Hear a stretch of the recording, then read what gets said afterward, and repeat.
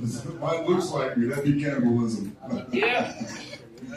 Don't you throw at it anyway. I'm not going to smoke fun. No, I'm not. I'm going to save this rock to throw at that special person. Hell yeah. Which might be our next comic. You never know. Yeah. Ladies and gentlemen, welcome Mike Ha.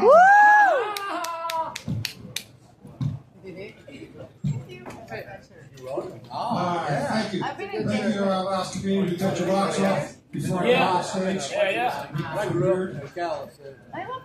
Anyway, a little bit about myself. My problems, I struggle with school. I didn't do the 4-year school. Took me 6.5 years to finish.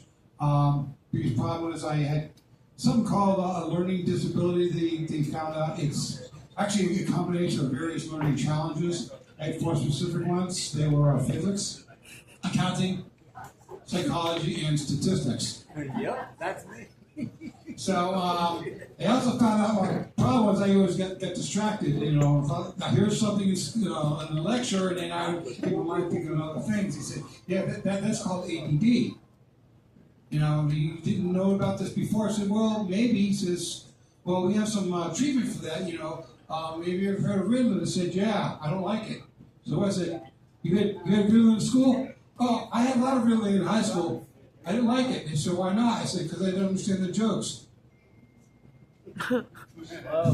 So they suggested I don't like medicine, so they said, "Well, we can do a non-medicine treatment called positive thinking therapy." And I started to apply it, and it helped very well my school years because through positive thinking therapy, I learned to see the plus side to ADD. The plus side to ADD helps if you know how to spell. I'm sorry, I don't mean to be condescending. That's a big word, meaning talking down to people, explain things on a very simple level. Giving you the impression I might think you are, never mind. So, anyway, I got out of school, and they told me to work on improving my grades by taking simple classes. They call them gut classes. I said, "Okay, well, what's that all about?" They said, "Well, you take some classes, somewhat related to your major or just your general classes. There's low-level, simple classes. Three benefits come out of that. First, the simple classes, while they will improve your grades, they will bring up your GPA.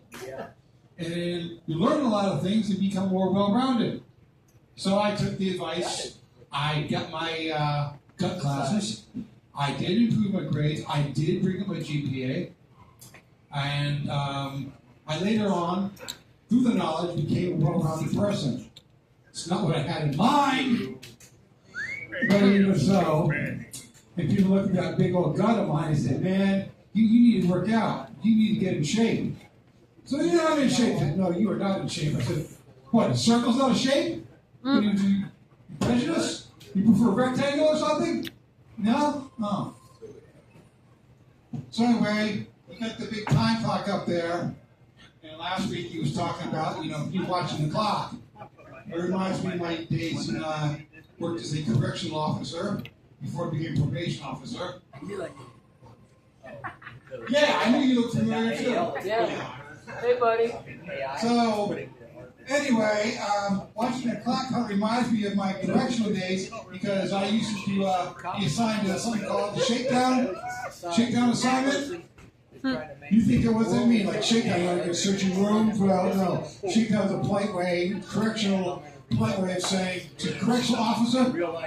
It's a polite way of saying prison guard. I really didn't do much in the way of correcting. Really, but other than someone said it would have been a library. I said, "What's a library?" He said, "It's a place with books." I said, "You mean library?" He said, "Yeah." "Oh, you live in a library?" "Yeah." "Well, why don't you just say so?" Or tell them, correcting them when they say they want to go to the little boys' room. I said, "What's your big interest in the little boys' room? Is that what's got you in trouble in the first place?" Okay. So anyway, clock watching and prison work. Because I was working in the shakedown room, which is not shaking down somebody's room. It's a polite way of saying strip search. Yeah. While I was a strip search, I did a lot of clock watching or something Ooh, that cuts finger. like Elvis that. silent. Something. Ooh. Anyway, Uh-oh. so anyway, I got out of that job and I moved on to juvenile probation. You the frisbee ball. Yeah. Killing everybody else. And then I wanted to move on to something else, a little more active work. Because working, it was kind of got boring with that. I tried to go into pest control. I thought, hey, it's a good move, transfer. They said, do you have any experience in pest control? I said, was 9 years as juvenile probation officer count? I said, no, Sign me up. no, we need a little more actual work with bugs. So I left that job and I came back a couple years later after working in my doctor's office. I said, so what else do you have? Do you have any more corrections or I guess more experience? You want me to work with pest control and bugs? Yeah. So what does 3 years as a psychiatrist office count? No, different type of bugs there. Yeah. So anyway, now you know my day job. You know, usually when I come out to do a comedy show, I'm dressed proper for it. You know, from my head to my shoes, I am properly dressed, including my my shoes, not the night shoes, but for comedy shoes, I have my ha-ha shoes. It says my ha-ha on them. This is ha-ha shoes. That's what you wear for comedy. Comedy shoes. And you can wear other shoes. You know what shoes to wear when you have the right type of shoes. Because you have the company's name and shoes for the right reason. Oh, I know. Oh, yeah. When you want to sit around and have no one to talk to, that's where you wear your Converse. When you are artistic and you feel like drawing, put on your Skechers. When you want to go walk through the woods, jump down a tree, that's where you wear your Timberlands. If you have an election to vote for and you don't know who to vote for, you are kind of Okay. not ready to move inside, that's why I wear flip flops. Currently wearing my shut the fuck up shoes. That's what I. Before I lay at home, do nothing but shut the fuck up and let me finish my joke. Wear your loafers. And now I know you're listening to these stupid shoe jokes. You realize, yeah, they are kind of dull and it does need a little polishing.